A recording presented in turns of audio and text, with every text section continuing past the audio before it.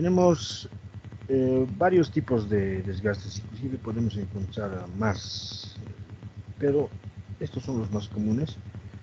El desgaste abrasivo, desgaste por abrasión, por erosión, retting y el desgaste químico. Cada uno o varios pueden presentarse en una misma situación. Describamos lo que es el desgaste abrasivo.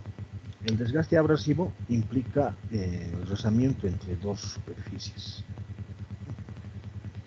Podemos encontrar el desgaste abrasivo por dos cuerpos, es decir, dos cuerpos que están en rozamiento o en contacto, aunque nosotros no podamos percibir con la vista, pero la estructura o la superficie tiene irregularidades. Tiene irregularidades de tal manera que estos van a tender a rayar a la superficie con la cual está en contacto, provocando desprendimiento de material, como vemos en la figura A. También podemos encontrar lo que es la abrasión por tres cuerpos. Esto implica la inclusión de un cuerpo extraño. Si a estas dos anteriores piezas que estaban en contacto se le introduce un polvo, arena, granos de arena, viruta, partículas de metal, ese ya vendría a ser un tercer cuerpo. Y si están estas dos superficies en constante movimiento, este cuerpo extraño va a tender pues a rayar a ambos, ¿no? Entonces ese vendría a ser una abrasión por tres cuerpos. Alguna bibliografía incluye a la erosión, ya que la erosión es la acción de un cuerpo extraño sobre una superficie y generalmente viene con una determinada velocidad.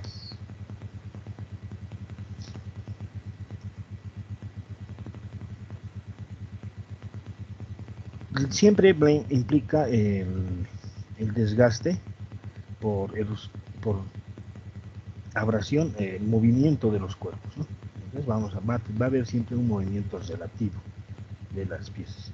En cambio, tenemos otro tipo de desgaste, el denominado adhesivo, que implica que gracias a las irregularidades de las superficies de los metales, de las piezas en contacto, va a arrastrar material, un cuerpo del otro, llegando este cuerpo a prácticamente soldarse o unirse en frío o en caliente también puede ser. Y como los cuerpos están en movimiento, este material adherido a uno de ellos va a tender a desprenderse. Entonces, si se llega a desprender, ya se va a presentar el anterior desgaste, que era el desgaste abrasivo. El desgaste por erosión implica la acción de un cuerpo extraño, decíamos. Por ejemplo, lo podemos encontrar en lo que son tuberías que están conduciendo líquido. Cuando han visto mecánica de fluidos, han descrito lo que son los tipos de flujos y también han visto lo que es el perfil de velocidades, ¿no? El cual nos indicaba que tenemos, si bien teóricamente tenemos una velocidad cero en cercanías de las paredes, pero sabemos que las moléculas del fluido están chocándose constantemente con la superficie interior de la tubería que los conduce. Esta tubería, al tener irregularidades, las moléculas del fluido van a ir impactándose, por lo tanto va a existir un desprendimiento con el tiempo, ¿no? Provocando precisamente desprendimiento de material y vamos a poderlo evidenciar mediante el desgaste o reducción de un sector de la tubería. El desgaste por erosión también podemos encontrar con un fluido que esté impactando contra un cuerpo, como lo es en el caso de generadores que usan líquido, ¿no? En este caso se usa un chorro de agua para mover una paleta. La paleta es prácticamente una cuchara y el fluido cede su energía mecánica a la cuchara, haciendo girar un mecanismo. Este choque del fluido va a provocar precisamente un desgaste en la superficie con la cual está impactando.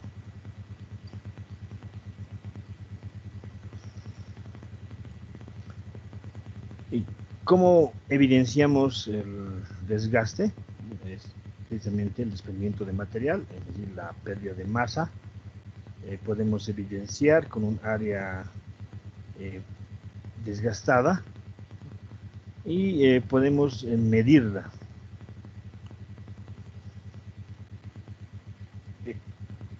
Especialmente vamos a ver lo que es el desgaste en metales, ¿no? Aunque puede existir desgaste en otro tipo de materiales, ¿no? Pero en la industria vamos a ver que las máquinas tienen gran parte de sus piezas fabricadas en acero o aleaciones con otros metales, pero también podemos encontrar materiales polímeros como el teflón. Ahora, el acero, bueno, tiene distintos contenidos, como han visto en anteriores materias. De acuerdo a su aleación, vamos a tener distintas propiedades mecánicas.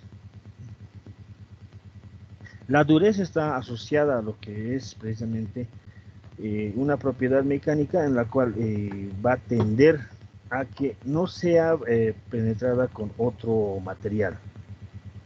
La dureza es una propiedad superficial de los materiales. Existen diferentes tipos de medición de la dureza. Esto seguramente ya lo han visto. La dureza Brinell, la dureza Rockwell y la dureza Bricker son los más comúnmente difundidos, aunque podemos encontrar otros tipos de dureza, ¿no? De acuerdo al tipo de ensayo con el cual se los obtiene, ¿no? Estos ensayos lo podemos clasificar en ensayos estáticos y ensayos dinámicos. La dureza Brinell, ¿no? Se obtiene mediante una máquina, la cual sirve para ensayar diferentes materiales, y tenemos que introducir una probeta en esta máquina, que prácticamente es una máquina de impacto, ¿no? Vamos a poder graduar de acuerdo a las dimensiones de nuestra probeta, y acá en la parte superior vamos a tener precisamente la opción de montar un cabezal, el cual va a alojar una pieza la cual se va a impactar en la probeta. El fin del ensayo es el de deformar la superficie de la probeta, es decir, vamos a deformarla marcando con este cabezal o con esta punta un sector. La huella que deje es relacionada con la dureza que tiene este material, ya que esta máquina va a estar graduada de acuerdo a el tipo de cabezal que se use. Se puede elegir o seleccionar un rango de dureza de acuerdo al tipo de material que estemos usando, y precisamente esta dureza consiste en impactar sobre la superficie, una superficie esférica, ¿no? Con una determinada velocidad y fuerza o carga. Cuando impacte sobre la superficie vamos a obtener una huella. Esta huella nos va a dar un parámetro de acuerdo a tablas que ya vienen con el equipo. Nos darán una relación de la dureza Brinell, de acuerdo también a fórmulas o algoritmos que tengamos. Algunos de estos equipos pueden proporcionarnos o tablas o directamente fórmulas para que evaluemos, o algunas ya muy sofisticadas directamente nos proporcionan esta evaluación en un número, ¿no? Directamente un nivel de dureza. La dureza Rockwell puede utilizar el mismo equipo, ya que el principio es el mismo. Pero la dureza Rockwell se diferencia de la dureza Brinell, o el ensayo en sí se diferencia por el uso del tipo del cabezal que se usa. Podemos usar cabezales con forma esférica o con una forma cónica.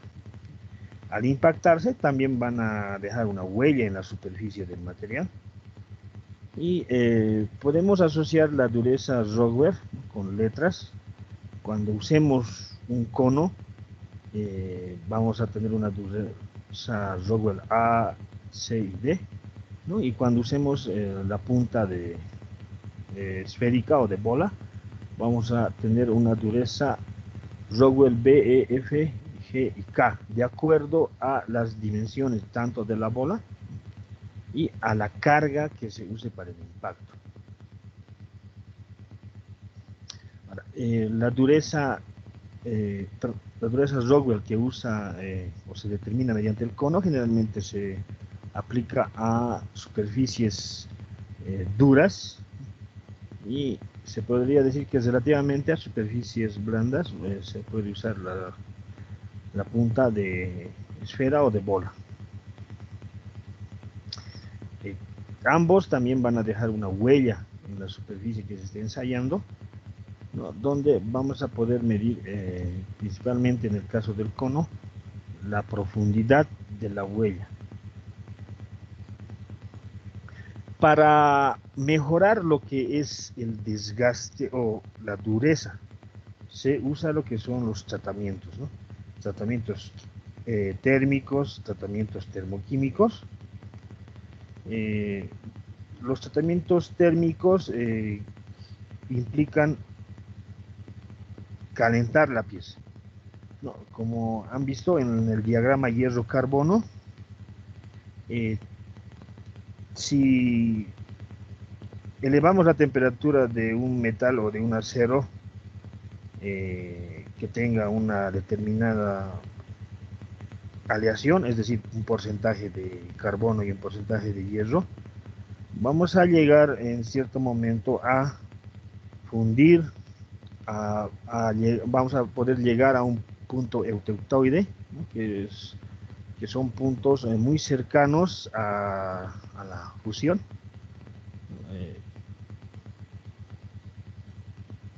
El tratamiento térmico entonces implica la aplicación de calor sobre la pieza.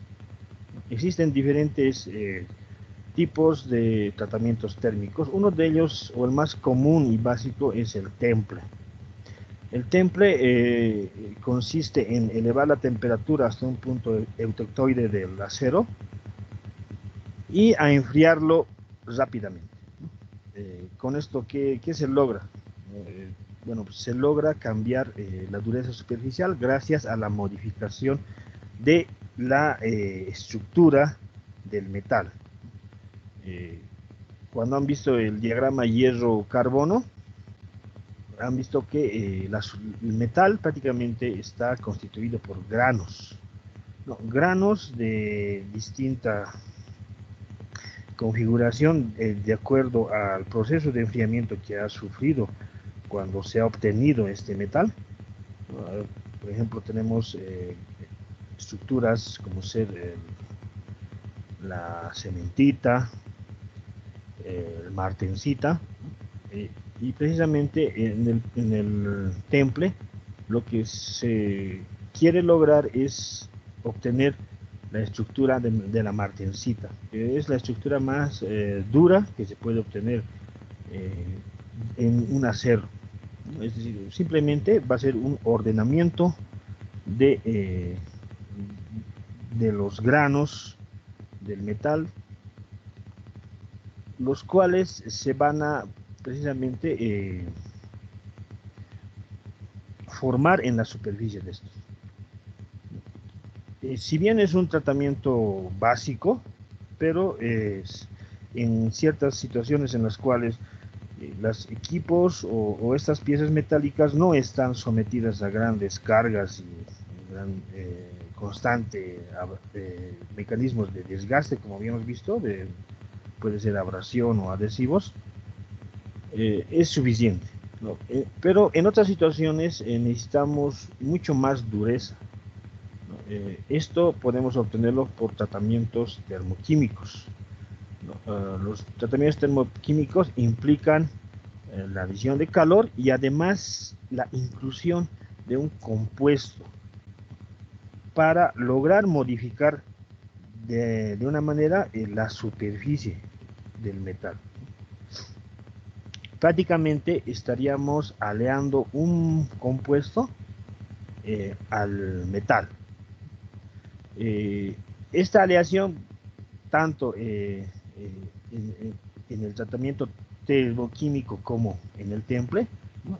Esta superficie tratada es medida en micrones, o sea, es muy pequeña, ¿no? No llega ni siquiera a medio milímetro, pero es suficiente para ayudar a que se reduzca el desgaste, ¿no? Ahora, otro de los elementos con los cuales podemos reducir el desgaste es precisamente la inclusión de un lubricante, ¿no? Nos han enseñado en nuestro curso de física que si arrastramos una caja sobre una superficie vamos a obtener o se va a generar una fuerza de fricción, ¿no? Esta fuerza de fricción se va a oponer a la fuerza que nosotros ejerzamos sobre la caja. En el caso de que la superficie esté seca, vamos a tener que esta fuerza de fricción es mayor, pero si incluimos aceite, un lubricante entre estas dos superficies, vamos a notar que la fuerza que yo tenga que aplicar para el movimiento de esta caja es menor. Es así que para reducir el desgaste también se puede incluir lo que es los métodos de lubricación, ¿no? Habíamos descrito en una anterior sesión lo que es un rodillo, ¿no? Y para minimizar precisamente el desgaste, ¿no? Para evitar que esta pieza denominada eje esté en contacto con el apoyo, se incluía lo que es el rodamiento.